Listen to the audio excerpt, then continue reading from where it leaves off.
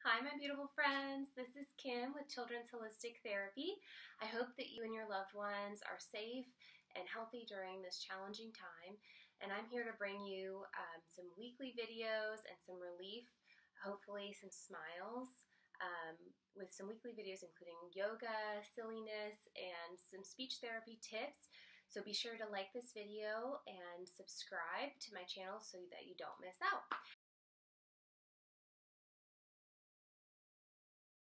Hello, my beautiful friends, and welcome back to my channel. And today I'm going to bring you three speech and language tips for your child, especially if they are a new talker or a low talker. So that means anywhere between 0 to 2 years old on average, or 0 to 200 words, so of any age, and that could be considered kind of a language vocabulary age.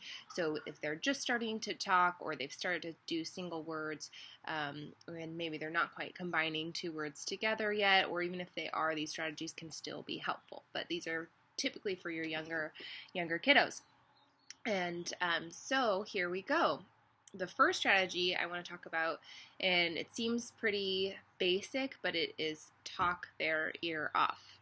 So if you haven't been doing it, start today.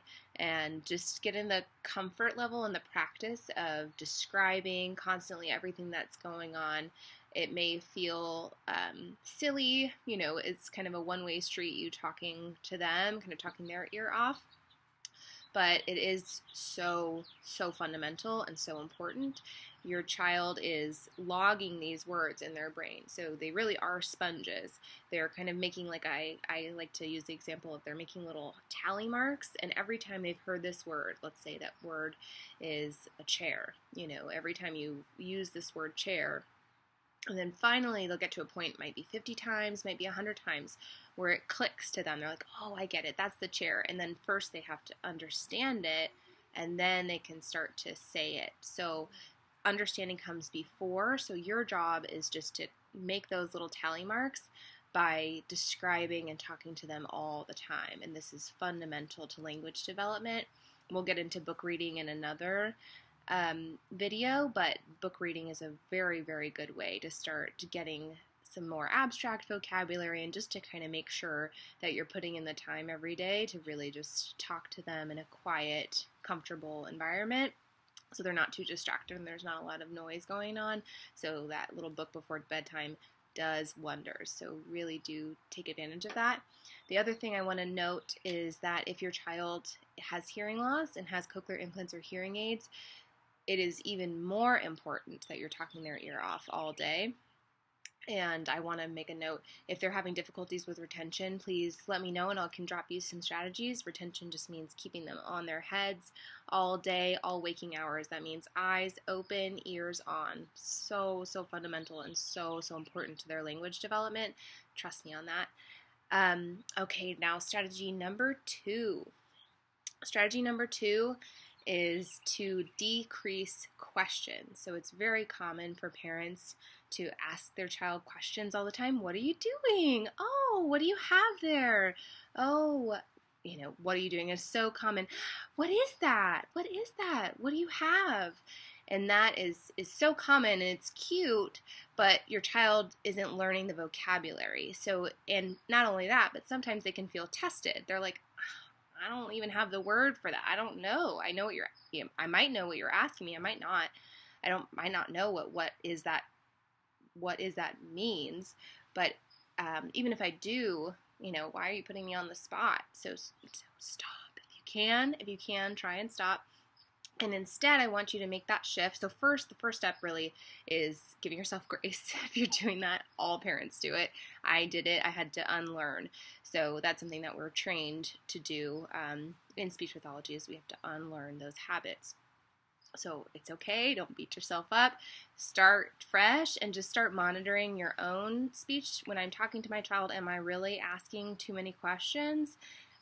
Where questions are appropriate for a 0 to 2-ish age.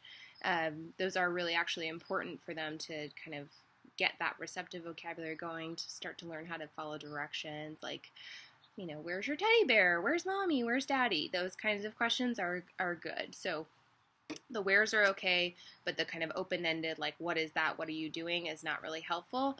What I want you to do instead is to describe. So describe what they're doing. Talk about what they're doing. So your child is looking at a flower. Brought my handy dandy examples here. So your child is like wanting to touch and getting all into the flower. Ooh, you see a flower. Wow, that's so pretty. Look. Ooh, there's little green beads, whatever you want to call them. Don't worry too much about the specifics. They're little. It's okay. Say what you can. Your vocabulary is perfect. Oh, you're touching the leaves. Oh, do you want to smell it? Let's smell it together. Ooh, it smells like plastic. You get it. Okay. So, getting into that with your child and just following their lead, following what they're interested in is another strategy that's really important. But, go with it, because that's what they're most interested in at the moment. So that's your golden opportunity to really get their attention with the words and with the language, and by participating with them. So, talk about it. Ooh, the leaves are so shiny. Ooh, you can touch. We can smell again. Let's smell. Ooh, smell. So just kind of repeating. It seems a little silly. And that voice that I'm using, that's called parentese. And that actually, it's an intuitive thing to talk to babies that way, because it's actually got a melodic quality that actually grabs their attention. So that's why we do that intuitively, and it is helpful. So that's what that voice is all about. So typically dads, if you don't feel comfortable doing that, I understand. You don't have to, but sometimes it can add a little bit more oomph, a little more interest to your child. Okay. Number 2, let's pretend we got bubbles here. So still going with that decreasing questions, increasing describing.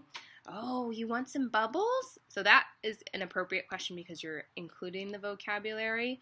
Let's blow bubbles together. Okay, I'm going to blow for you. Ready, set, go. Blow. You can have them pop, pop, pop. Oh, they're so shiny. Ooh. Again, let's do it again. More bubbles, okay. So without so much of the pressure of them saying more, we'll get to that. Just, oh, you want more bubbles? More bubbles. And give them the wait time to respond and give you some kind of indication that they do want more. If they say more, great. Say, yeah, you want more bubbles. If they don't say more, if they just point or if they just kind of look at you, that's okay. You're still reinforcing that they are communicating with you. So go ahead and give them more bubbles, but that wait time for them to initiate with you, either by looking, by pointing, by saying more, by doing something, giving you a sound, anything that's not really a cry or a whine is acceptable, and just kind of build on that. So we'll get to that. Feel free to drop questions in the comments below. Okay, strategy number 3 is my favorite. This is called choices. So choices, it's pretty simple. So I brought some props here for me, including my delicious coffee. It's called choices. So choices, like I said, I brought these 2 little props, my Going Bad Spotty Banana and coffee. So typically you're not going to offer your child coffee, but hey, I don't judge. All right, these are strange times. So you're going to give your child a choice, okay, of what they want. They might be pointing at the fridge and saying, or like trying to drag you to the fridge. Okay, you know that they want something to eat or something to drink. Now, your job is to try and decipher what that thing is. And you're trying to teach your child either to point or to give you kind of a yes-no indication that you've gotten the choice that they want. Great.